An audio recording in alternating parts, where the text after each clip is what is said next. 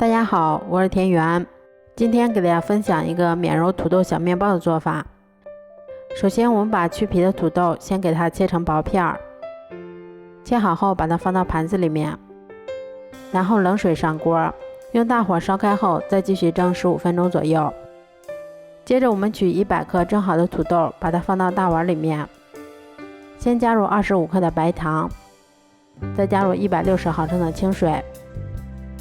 然后用电动打蛋器把它们高速搅拌2分钟左右，一直搅拌成像这种细腻无颗粒的土豆糊就可以啦。接着我们先加入2克盐、3克酵母粉，再加入30克的食用油，然后用打蛋器把它们再次充分搅拌均匀，一直搅拌到酵母粉完全融化的状态。搅匀后，我们再少量多次的加入大约270克的高筋面粉，然后用铲子把它们充分翻拌均匀，一直翻拌成像这种没有干面粉的状态就可以啦。翻拌均匀后，我们再给它盖上保鲜膜，让它醒发至2倍大。像这样体积明显变大，我们的面团就已经醒发好啦。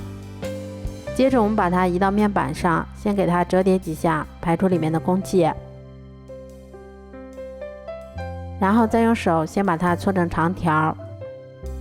再用刀把它们切成9个大小均匀的小剂子。我们取一个小剂子，先给它由外往里折叠几下，给它整理出一个光面，然后再用手把它轻轻的搓圆。都做好后，把它们依次放到铺有固有纸的烤盘里面，然后再给它盖上保鲜膜，让它2次醒发40分钟左右。醒好后，我们在表面先给它刷上一层牛奶或者蛋黄液，最后我们在表面再撒上一些白芝麻增香。